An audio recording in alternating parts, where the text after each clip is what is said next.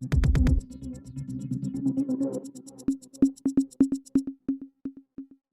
యొక్క state oil fed chairman Janga Raghavareddy గారికి, అదేవిధంగా మన వేలేరు గ్రామ ముద్దుబిడ్డ, వేలేరు గ్రామానికి 2 సార్లు సర్పంచ్గా ఎన్నికైనటువంటి ఏకైక అభ్యర్థి మన కారం రాయన్న గారికి, అదేవిధంగా కాంగ్రెస్ పార్టీ సీనియర్ నాయకులందరికీ, ప్రతి ఒక్కరికి నా ముందు నా యొక్క అవ్వలకు, అక్కలకు, అన్నలకు, చెల్లెళ్లకు, తమ్ముళ్లకు ప్రతి ఒక్కరికి పేరు పేరున 2 చేతులు జోడించి మీ అందరికీ పేరు పేరున హృదయపూర్వక నమస్కారాలు తెలియజేసుకుంటున్నాం. తల్లులారా, గ్రామంలో గత 10 సంవత్సరాల నుండి, గత 40 సంవత్సరాల నుండి సత్తరనా, బత్తరనా, మంచనా, చెడనా, ఊరు బాగుపడుతుందనా, వాళ్ళు బాగుపడతారనా, ఏ విధంగా మన గ్రామం అభివృద్ధి చెందుతుందని చెప్పి మీరు గతంలో ఉన్న కారం రాయనైనా, కరుణాకర్ అయినా, మల్లన్నైనా, మాదన్నైనా, యాదన్నైనా, భూపతి అయినా, నీరంజన్ అయినా, కత్తి సంపద అయినా, ఎంపీడీసీ రమేష్ గారు అందరికీ మీరు ఇక్కడ ఉన్నటువంటి ప్రజలందరూ ఓట్లు వేసిలా లేదా మీరే ఒక్కసారి ఆలోచించుకోండి. తల్లులారా, ఏసిల్లా వేయాలిగా వీళ్ళందరికీ ఓట్లు?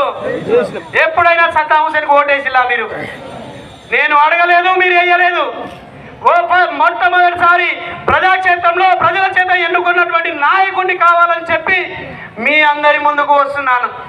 గ్రామంలో ఏకైకంగా ఎంతమంది అభివృద్ధి కావాలని చెప్పి నన్ను ఎన్నో విధాలుగా కష్టపెట్టి, నష్టపెట్టి, అవమానించి, బూటు కాళ్ళతో తంత అంటే కాంగ్రెస్ పార్టీని విడిచిపెట్టకుండా నా భార్య పిల్లనైనా వదిలిపెట్టిపోయినా కానీ తలదాచుకున్న పరిస్థితులు ఉన్నాయి, కానీ నేను కాంగ్రెస్ పార్టీని వదిలిపెట్టిపోలేదు. ఈ రోజున మనం పట్టేదారులం. ఎవరో కౌలుకి వచ్చినాడు, ఇలా నా మీద మాట్లాడుతూ ఉన్నాడు. ఎవరికో కౌలుకిస్తే, ఎవరికో కిరాయికిస్తే నా పార్టీలోకి వచ్చి నన్ను రౌడీ గుండా అని చెప్పి ప్రచురిస్తా ఉన్నాడు. మరి అన్నా, నిన్న వచ్చి నువ్వు రౌడీ అని చెప్పి ప్రచురించిన వాడివి, నీకు నోరెట్లా వచ్చిందన్నా? మరి ఇన్ని రోజుల బట్టి నేను రౌడీ అని గుర్తుకు రాలేదా అని చెప్పి సందర్భంగా అడుగుతా ఉన్నా. ఒక్కసారి ఆత్మవిమర్శ చేసుకో. నిజమైనటువంటి ఒరిజినల్ కాంగ్రెస్ కు, డూప్లికేట్ కాంగ్రెస్ కు జరుగుతున్నటువంటి యుద్ధం ఇప్పటికీ నాకు 11వ వార్డు ప్రజలు భిక్ష పెట్టిళ్ళు. ఈ రోజు మీ ముందుకు వచ్చినా అంటే, ఈ రోజు నేను ఈ విధంగా నిలబడ్డానంటే మీ అందరి ఆశీర్వాదం ఉండాలి. అదే విధంగా మరి సద్దాము సావులకు బతుకులు వచ్చుడు స్టార్ట్ చేశాక వీళ్ళు వచ్చారు, కానీ అంతకుముందు ఎప్పుడన్నా వీళ్ళ ముఖాలు అవ్వటే అవ్వాలనా? మరి ఎక్కడ పోయింది ఈ ముఖాలు? ఇవాళ వచ్చి ఓట్లు అడుగుతా ఉన్నారు. గల్ల బట్టి నిలదీయండి, ఇన్ని రోజులు ఎక్కడ పోయిందని చెప్పి. నా పరిస్థితి ఎట్లయిందంటే తల్లులారా, రమక్క, నా పరిస్థితి ఎట్లయిందంటే, ఎంకన్న సౌకర్య దగ్గర ఇత్తనాలు తీసుకొచ్చిన, ఇసోటి లచ్చక్క దగ్గర పోయి కూళ్ళకు పట్టుకపోయినా, ఇసోటి అన్న దగ్గరికి పోయి వరి కోపించిన, రాసి కుప్ప పోసినాక కుప్ప మీద పందులు వచ్చిపడ్డాయి. ఏం చేయాలో చెప్పుర్రి మీరే. పంట చేతికి వచ్చే టైంకు పందులు వచ్చిపడ్డాయి నా పంటల. ఇక ఎంకన్న సౌకర్యానికి ఏమి ఇవ్వాలి, కూలోళ్ళకి ఏమి ఇవ్వాలి, నాలుగులకి ఏమి ఇవ్వాలి, నా పిల్లలు ఏం బతకాలి మీరే చెప్పుర్రి. కాబట్టి ఆలోచించి ఓటేయ్యి. నాకు జరిగినటువంటి అన్యాయం ఏ విధంగా ఉన్నదో మీ అందరికీ తెలుసు.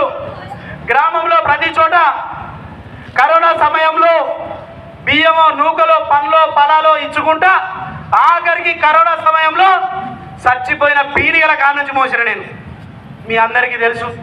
పోసమ్మ కాలనీలో జాగాలు లేవు అని చెప్పి ఇబ్బందులు పడతా అంటే పేద ప్రజలటువంటి కష్టాన్ని నేను ఆలోచించి ఎంఆర్ఓ కాళ్ళు మొక్కి స్థలాలు ఇప్పించిన, పాలలు బట్టి మోరి తీసిన.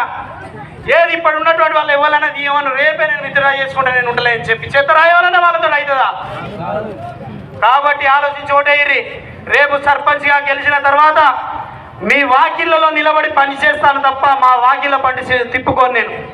సద్దాం హుసేన్ దగ్గరికి వస్తే అవ్వ, అయ్యా, అక్క, అన్న, చెల్లె, తమ్మి అని పిలుచుకునేది ఉంటాయి, కానీ సద్దాం హుసేన్ దగ్గరికి వచ్చి అయ్యా, దొర, బాంచన్ పట్టేలా సారు అని ఎవరిని బతిలాడాల్సిన అవసరం లేదు. మనం ఓటు రూపకంగా, ఓటే ధైర్యంగా మనకు అంబేద్కర్ గారు కల్పించినటువంటి ఈ యొక్క ఓటుని ఆయుధంగా చేసుకొని మీరందరూ గమనించి ఓటు వేయాలని చెప్పి తెలియజేసుకుంటున్నాను.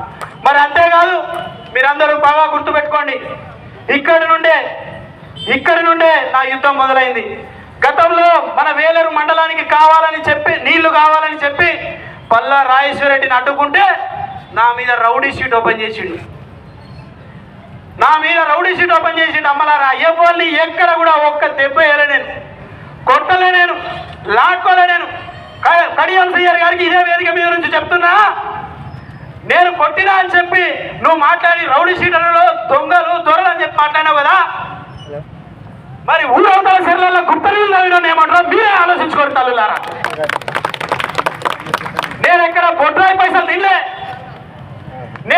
దళిత బంధు పైసలు, దళిత బంధు ఇప్పిస్తాను పైసలు కమిషన్లు తీసుకోలే, బీసీ బంధు ఇప్పిస్తాను కమిషన్లు తీసుకోలే, డబుల్ బెడ్రూమ్ ఇల్లు ఇస్తాను కమిషన్లు తీసుకోలే. అధికారం లేకున్నా కేవలం కాంగ్రెస్ పార్టీ జెండా కింద జంగారావు రెడ్డి గారి నేతృత్వంలో పనిచేసిన నేను.